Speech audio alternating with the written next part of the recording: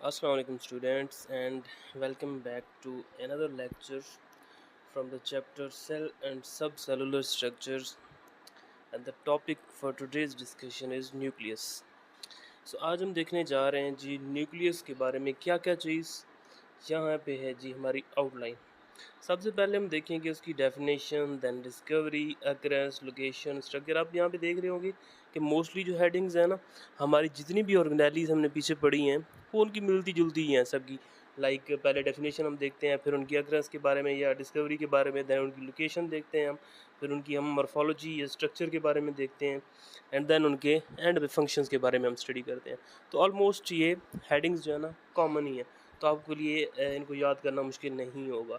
So as usual हम सबसे पहले देखने जा रहे हैं जी डेफिनेशन ऑफ न्यूक्लियस। न्यूक्लियस क्या है? सबसे पहले जो न्यूक्लियस में क्या चीज़ होती है ऐसी कि उसको हम बेस बना के न्यूक्लियस को डिफाइन कर सकते हैं। So first of all, nucleus is a double membrane organelle of the cell that controls all the activities of the cell. अब यहाँ पे डबल मेम्ब्रेन तो आपने पहले सुना होगा माइटोकॉन्ड्रिया के लिए भी और क्लोरोप्लास्ट के लिए भी, लेकिन एक चीज़ के कंट्रोल्स द सेल, ये चीज़ आपने पहले नहीं सुनी होगी। मींस कि ये आप समझिए कि हमारे पूरे सेल का एक हेड है, हमारे सेल का एक हेड ऑफिस है जो पूरी बाकी जो नेटवर्क है हमारे सेल के अंदर बना हुआ डिफरेंट ऑर्गेनेलीज़ का या डिफरेंट जो कम्युनिकेशन पाथवेज होते हैं, ये सारा जो मैकेनिज़्म होता है पूरे एक सेल का, वो कंट्रोल न्यूक्लियस कर रहा होता है। तो इस तरह से हम इसको डिफाइन कर सकते हैं। सबसे पहले किसने डिस्कवर किया था न्यूक्लियस? ये आपने पहले भी देखा होगा पिछली क्लासेस के अंदर भी, जब आप सेल थ्योरी की हिस्ट्री पढ़ रहे होते हैं ना, तो वहाँ पे लिखा हुआ होता है कि 1831 के अंदर रॉबर्ट ब्राउन ने सबसे पहले न्यूक्लियस को डिस्कवर किया था। अब आ गई है जी न्यूक्लियस की अक्रेंस। मीन्स कि ये कौन से सेल्स के अंदर या कौन से ऑर्गेनिजम्स में ये होगा और कौन से ऑर्गेनिजम्स में ये नहीं होगा। तो यहाँ पे अगर आप देखें, it is present in eukaryotes and it not present in prokaryotes। अब ये तो बहुत सिंपल सी बात है, आपने पहले भी देखा होगा कि जब आप यूकैरियोट्स और प्रोकैरियोट्स को डिफाइन करते हैं तो ये एक मेन यूनिफाइंग करैक्टर है यूकैरियोट्स का, कि जिस बेस पे हम प्रोकैरियोट्स और यूकैरियोट्स में उनको आपस में डिस्टिंग्विश करते हैं। प्रोकैरियोट्स के अंदर न्यूक्लियस नहीं होता, लेकिन यूकैरियोट्स के अंदर न्यूक्लियस मौजूद होता है। उसके बाद हम नेक्स्ट जाते हैं लोकेशन की तरफ, कि ये सेल के अंदर कहाँ पे मौजूद होते हैं। हमने कहा ना कि यूकैरियोट्स में ये प्रेजेंट होते हैं, बट यूकैरियोट्स में अगर होते हैं तो कहाँ पे होते हैं, और मज़ीद यूकैरियोट्स की भी बहुत सी डिफरेंट टाइप्स हैं। तो उन यूकैरियोट्स में से क्या तमाम यूकैरियोट्स में इसकी लोकेशन सेम होती है या उनमें कहीं पे डिफरेंस भी आता है? सो यहाँ पे पहले हम देखेंगे जी कि जो प्लांट सेल्स होते हैं, प्लांट्स भी यूकैरियोट्स हैं, एनिमल्स भी यूकैरियोट्स हैं। तो जो होते हैं प्लांट सेल्स, उनके अंदर ये कहाँ पे मौजूद होता है? इट इज़ पेरिफेरल, यानी कि पेरिफेरल लोकेशन के अंदर मौजूद होता है। पेरिफेरल बोलते हैं जो साइड्स होते हैं, किनारे होते हैं। लाइक अगर हम बनाते हैं ना इस तरह से, एक लेट्स सपोज कि एक प्लांट सेल है, तो प्लांट सेल में आपने एक चीज़ पढ़ी होगी, जब हम पीछे एक टॉपिक पढ़ रहे थे वैक्यूल वाला, तो प्लांट सेल में आपने पढ़ा था कि जब यंग न्यू सेल्स बनते हैं प्लांट्स के अंदर, तो उस टाइम पे उनमें छोटे छोटे वैक्यूल्स होते हैं। लेकिन जैसे ही वक्त गुजरता जाता है तो वो छोटे छोटे वैक्यूल्स मिलकर एक लार्ज सेंट्रल वैक्यूल बनाते हैं, जो कि सेल के सेंटर में मौजूद होता है। तो ऑब्वियसली अब सेंटर में अगर वैक्यूल मौजूद है और तो कोई चीज़ वहाँ पे आ नहीं सकती है। तो यहाँ पे क्या होगा कि न्यूक्लियस जो होता है ना, ये जो वैक्यूल होता है उसको थोड़ा साइड पे इस तरह पुश कर देता है। तो प्लांट सेल्स के अंदर न्यूक्लियस की क्या लोकेशन होगी? Peripheral location. पेरिफेरल बोलते हैं किनारों को, यानी कि सेल की जो आउटर बाउंड्री होती है, मींस के सेल का जो प्लाज्मा मेम्ब्रेन होती है, आप कह सकते हैं, ये उस रीजन के अंदर मौजूद होता है, outer region of the cytoplasm. लेकिन जो एनिमल सेल होता है, अब एनिमल सेल में आपने पढ़ा था कि उनके अंदर कोई सेंट्रल वैक्यूल नहीं होता। वैक्यूल होते हैं लेकिन छोटे छोटे होते हैं, इतने ज़्यादा बड़े नहीं होते हैं, तो ये न्यूक्लियस की लोकेशन को अफेक्ट नहीं कर रहे होते। तो एनिमल सेल के अंदर न्यूक्लियस की लोकेशन क्या होती है? सेंट्रल, मीन्स कि सेल के सेंटर के अंदर न्यूक्लियस मौजूद होगा। सो हम आगे बढ़ेंगे, लोकेशन हमने डिस्कस कर ली है। अब ये चीज़ें नंबर, कि कितने न्यूक्लियस मौजूद होते हैं या कितने न्यूक्लियाई मौजूद होते हैं एक सेल के अंदर। सो डिफरेंट सेल्स की भी टाइप्स होती हैं इसी न्यूक्लियस के नंबर की बेस पे। कुछ सेल्स ऐसे होते हैं कि जिनके अंदर सिर्फ एक ही न्यूक्लियस मौजूद होता है, एक न्यूक्लियस वाले सेल्स को हम बोलते हैं मोनोन्यूक्लिएट, और जो जिन सेल्स के अंदर 2 न्यूक्लियस होते हैं उनको हम बोलते हैं बायन्यूक्लिएट, एंड जिनके अंदर 2 से ज़्यादा होते हैं उनको हम मल्टी न्यूक्लिएट भी बोलते हैं। सो अब आ गई जी न्यूक्लियस की स्ट्रक्चर। सो स्ट्रक्चर के अंदर अगर हम बात करें तो डिफरेंट स्ट्रक्चरल कंपोनेंट्स हैं न्यूक्लियस के। फर्स्ट न्यूक्लियर एनवेलप है, देन न्यूक्लियोप्लाज्म है, फिर न्यूक्लियोलस है, एंड देन क्रोमैटिन या क्रोमोसोम्स।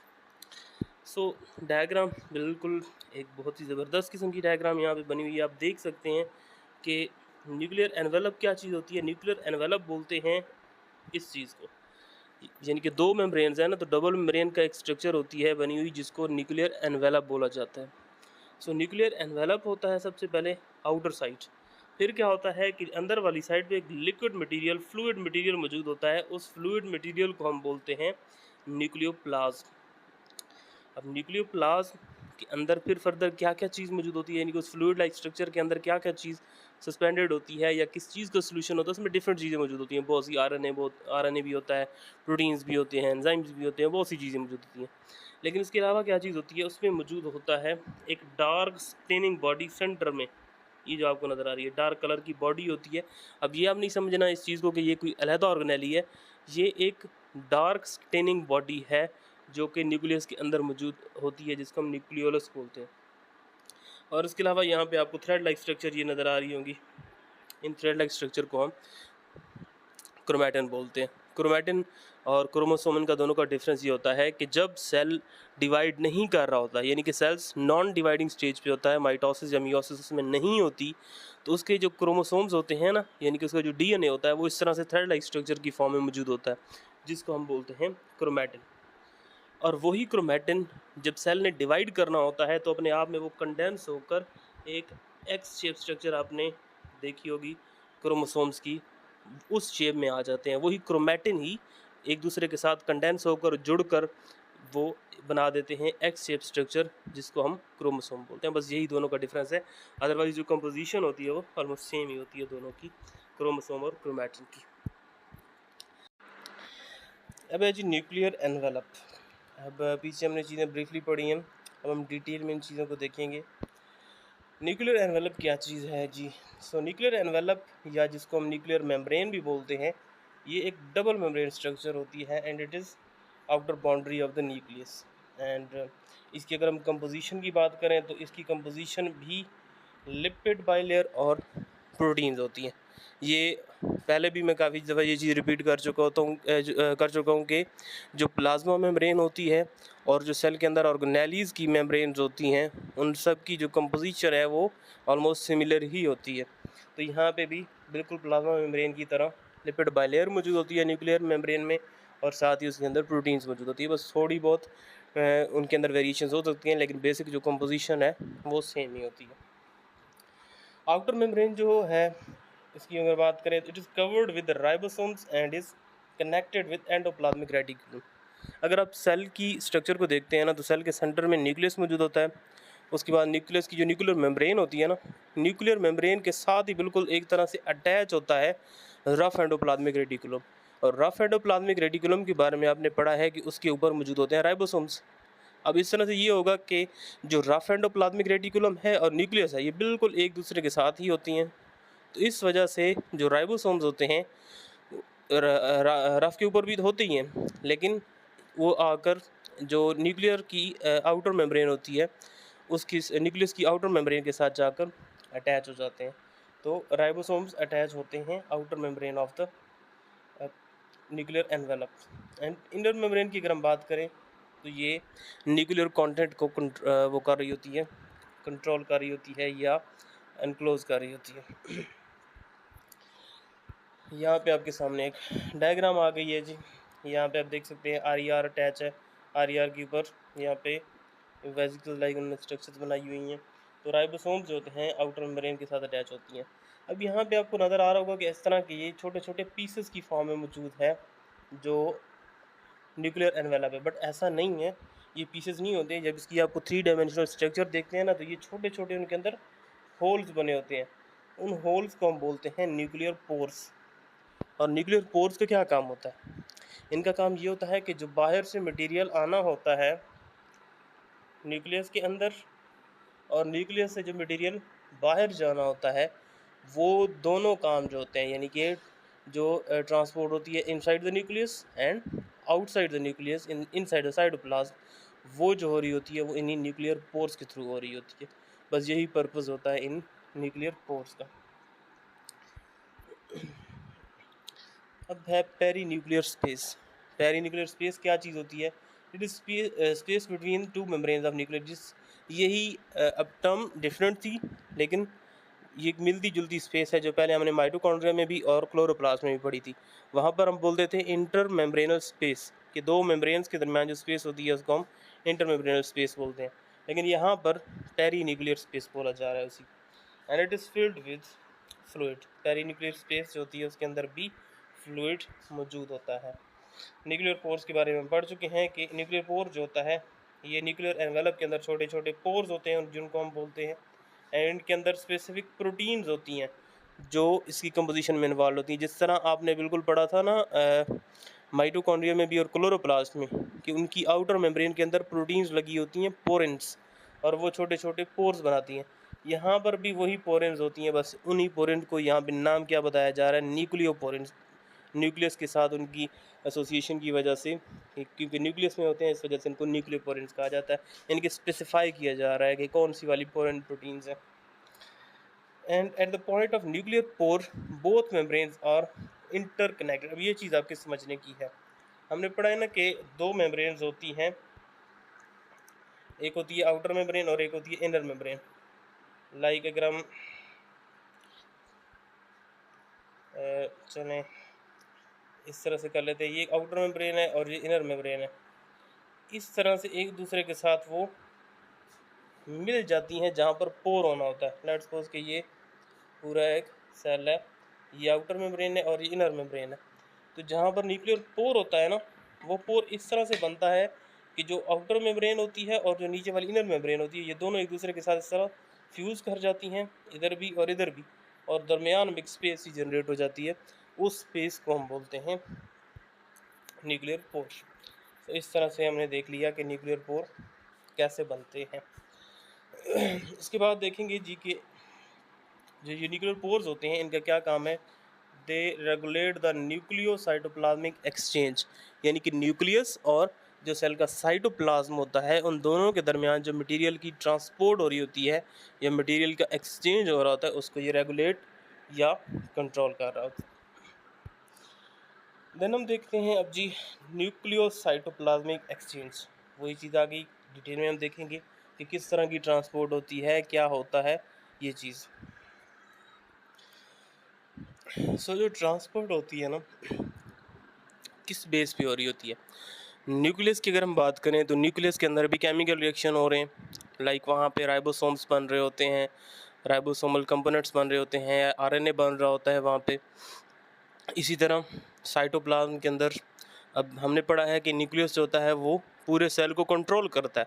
तो ऑब्वियसली कंट्रोल करने के लिए न्यूक्लियस से मैसेजेस का बाहर जाना ज़रूरी है। तो वो messages in the form of proteins जा रहे होते हैं या in the form of messenger RNA जा रहे होते हैं बाहर, क्योंकि मैसेंजर आरएनए सेल से न्यूक्लियस से बन के जाता है बाहर, और वो फिर जो कोड्स होते हैं, जो मैसेजेस होता है, वो वहाँ पे राइबोसोम्स के थ्रू प्रोटीन्स बनती हैं। देन वो फिर प्रोटीन्स बनकर डिफरेंट फंक्शन परफॉर्म करती हैं, जो भी न्यूक्लियस ने फंक्शन परफॉर्म करवाना होता है सेल के अंदर। इन शॉर्ट कि सेल के अंदर कुछ चीज़ों की ज़रूरत होती है जो बाहर से मंगवाना पड़ती हैं। सेल नहीं, न्यूक्लियस के अंदर चीज़ों की ज़रूरत होती है तो बाहर से मंगवाना पड़ती हैं, वो न्यूक्लियर पोर से वो आएंगी मूव करके। जैसे यहाँ पे बताया जा रहा है कि आरएनए और राइबोसोमल प्रोटीन्स जो होती हैं ये न्यूक्लियस के अंदर बन रही होती हैं, तो इनको न्यूक्लियस से बाहर मूव करवाया जाता है जब जो बन जाती हैं। इसी तरह जो सेल न्यूक्लियस के अंदर जो जिन चीज़ों की ज़रूरत होती है वो मोस्टली प्रोटीन्स ही होती हैं। Proteins means in the form of enzymes, क्योंकि एंजाइम्स भी आपने पढ़ा हुआ है वो प्रोटीन्स होते हैं। तो कौन कौन सी प्रोटीन, लाइक यहाँ पे डीएनए पॉलीमरेज एक एंजाइम है, इसका काम होता है डीएनए की कॉपी बनाना। तो डीएनए की कॉपी जो होती है वो न्यूक्लियस के अंदर ही बनती है, तो इसलिए बाहर से ही इस प्रोटीन को या इस एंजाइम्स को मंगवाया जाता है साइटोप्लाज्म से।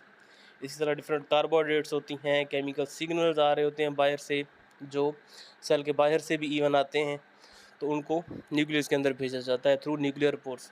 इसके अलावा लिपिड्स होते हैं, ये डिफरेंट चीज़ें हमने देख ली हैं जो सेल के अंदर से साइटोप्लाज्म से न्यूक्लियस में और न्यूक्लियस से बाहर मूव कर रहे थे साइटोप्लाज्म में। अब जो ट्रांसपोर्ट होती है मटेरियल की वो किस तरह से होती है वो यहाँ पे बताया जा रहा है। जो छोटे छोटे मालिक्यूल्स होते हैं ना, स्मॉलर मालिक्यूल्स, वो सिंपली डिफ्यूज़ कर जाते हैं जो न्यूक्लियर मेम्ब्रेन होती है उसमें से। मीन्स कि ईजिली डिफ्यूजन के थ्रू हायर कंसनट्रेशन से लोअर कंसनट्रेशन में या वो बाहर से अंदर या अंदर से बाहर मूव कर जाते हैं ईजिली। जिस तरह आपने पढ़ा था प्लाज्मा मेम्ब्रेन की, जब आप फंक्शंस के बारे में पढ़ रहे थे ना, कि जो स्मॉलर मालिक्यूल्स होते हैं लाइक वाटर होता है या और स्मॉलर मालिक्यूल्स होते हैं, तो वो ईजिली क्रॉस करके मेम्ब्रेन को आर पार मूव कर सकते हैं डिफ्यूजन के थ्रू। लेकिन जो लार्जर मालिक्यूल्स होते हैं ये नहीं मूव कर सकते, ठीक है। ये स्पेशल सिग्नल सीक्वेंस के थ्रू रिकग्नाइज होते हैं and then be moved in और out with the help of nucleoporins. वो जो स्पेसिफिक गेट से या छोटे छोटे पोर्स बने होते हैं न्यूक्लियोपोरिन प्रोटीन्स के, उन गेट्स के थ्रू या बेदर वर्ड हम पोर्स यूज़ करें, उन पोर्स के थ्रू मूव करते हैं। एंड मटेरियल जो होता है इसके एक्सचेंज पैसिव भी होता है और एक्टिव भी होता है। पैसिव मीन्स कि without consumption of energy and active mean with the consumption of energy. ये आप फिजिकल क्लासेस जब हमने ली थी तो वहाँ पे आप ये चीज़ पढ़ चुके हैं कि एक्टिव ट्रांसपोर्ट क्या है, सिंपल डिफ्यूजन क्या है, फैसिलिटेटेड डिफ्यूजन क्या है। अब है न्यूक्लियोप्लाज्म। न्यूक्लियोप्लाज्म क्या होता है? जिस तरह सेल का जो अंदर वाला मटेरियल होता है, फ्लूइड मटेरियल होता है, उसको हम साइटोप्लाज्म बोलते हैं।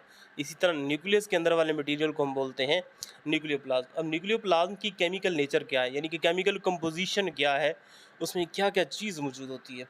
उसमें डिफरेंट टाइप की प्रोटीन्स होती हैं, लाइक हिस्टोन है, नॉन हिस्टोन है, और भी बहुत सी प्रोटीन्स होती हैं। जैसे भी आपने पीछे पढ़ा है एंजाइम्स का कि डीएनए पॉलीमरेज या डिफरेंट और भी एंजाइम्स मौजूद होते हैं।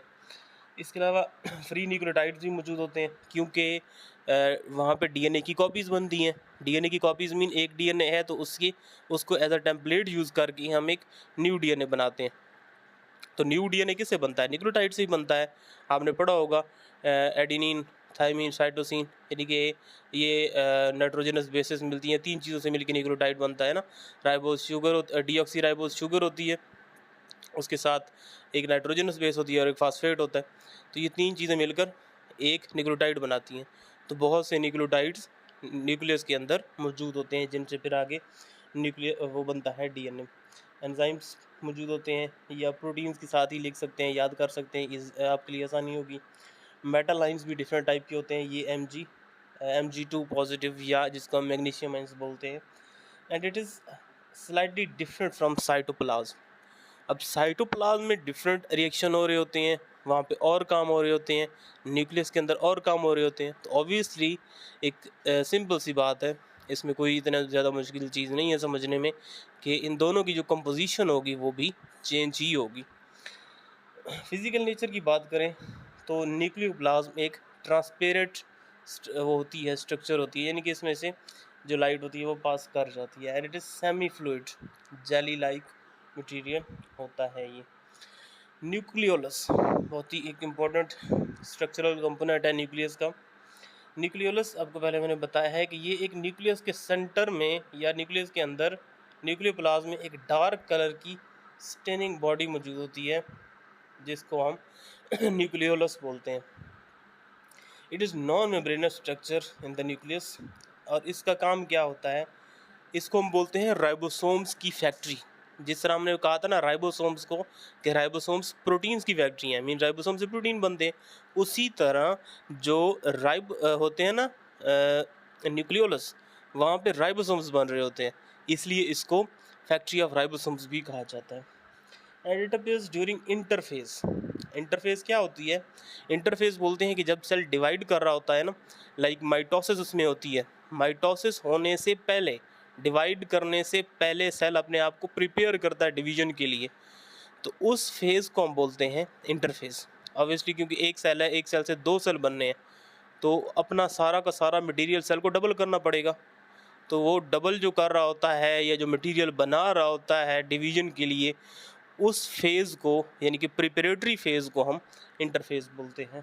तो इंटरफेस जब हो रहा होता है सेल के अंदर, तो ये उस दौरान सेल के अंदर मौजूद होता है, लेकिन जब सेल डिवाइड करना शुरू कर देता है उस टाइम पे ये डिसअपेयर हो जाता है। It contains 85% proteins, 10% RNA and only 5% DNA इसके अंदर मौजूद होता है। नंबर की बात करें तो ये एक भी हो सकता है एक सेल में, या एक से ज़्यादा भी हो सकते हैं एक सेल के न्यूक्लियस के अंदर। रीजन्स ये कहाँ पे मौजूद होता है, इसके कितने इसके कौन से वाले रीजन्स होते हैं। न्यूक्लियोलस कंसिस्ट ऑफ 2 रीजन्स, एक उसका पेरिफेरल रीजन होता है, एक सेंट्रल रीजन होता है। Peripheral mean outer. सो जो आउटर रीजन होता है न्यूक्लियोलस का, वो ग्रेन्युलर होता है और उसके अंदर राइबोसोमल सब यूनिट्स होते हैं। आपने पढ़ा था लार्जर राइबोसोमल सब यूनिट और स्मॉलर सब यूनिट, तो ये राइबोसोम्स ग्रेन्यूल्स की फॉर्म में होते हैं। तो ये जहाँ पर मौजूद होंगे ना न्यूक्लियोलस के अंदर, वो वाला रीजन ग्रेन्युलर होगा। तो आउटर रीजन जो होता है पेरिफेरल होता है, वो ग्रेन्युलर होता है। सेंट्रल रीजन की अगर हम बात करें तो it is fibrillar and contains ribosomal RNA and ribosomal DNA। अब RNA और DNA दोनों एक थ्रेड की फॉर्म में होते हैं, फाइबर की फॉर्म में होते हैं, तो ये सेंटर में मौजूद होते हैं न्यूक्लियोलस के। इस वजह से जो सेंट्रल रीजन होता है ना, वो फिब्रिलर होता है, फिब्रिल्स की फॉर्म में होता है, फाइबर्स की फॉर्म में होता है, थ्रेड्स की फॉर्म में होता है, क्योंकि राइबोसोमल RNA और राइबोसोमल DNA मौजूद होते हैं। फंक्शन अब इसका ऑलरेडी हम देख चुके हैं कि इसको हम फैक्ट्री ऑफ राइबोसोम्स भी कहते हैं। ये राइबोसोम की सिंथेसिस में इन्वॉल्व होता है। क्रोमैटिन जो होता है, ये थिन थ्रेड लाइक स्ट्रक्चर होते हैं जो कि न्यूक्लियोप्लाज्म के अंदर मौजूद होते हैं। और ये किस चीज़ से बना होता है, हिस्टोन प्रोटीन्स और DNA और हिस्टोन प्रोटीन्स दोनों आपस में मिलती हैं और क्रोमैटिन बना रही होती हैं। जो क्रोमैटिन फाइबर्स होते हैं, ये अभी आपको पहले बताया भी है मैंने कि जब सेल डिवाइड करना होता है उस टाइम पे ये कंडेंस होकर एक थिक स्ट्रक्चर बना देते हैं जिसको हम क्रोमोसोम बोलते हैं। यहाँ पे आपको नज़र आ रहा है।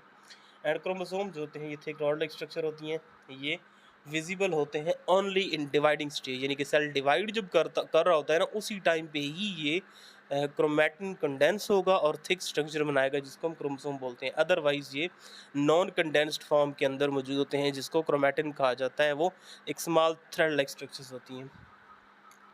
और टिपिकली क्रोमोसोम जो होता है इसके 2 रीजन्स होते हैं, एक क्रोमैटिड बोलते हैं और दूसरा सेंट्रोमेयर। क्रोमैटिड क्या होता है, इसको सिंपल वर्ड्स के अंदर आप कह सकते हैं आर्म्स ऑफ क्रोमोसोम। जो क्रोमोसोम के बाजू होते हैं, जैसे यहाँ पे आपको नजर आ रहा है, ये दोनों ये क्रोमोसोम्स के क्रोमैटिड्स हैं।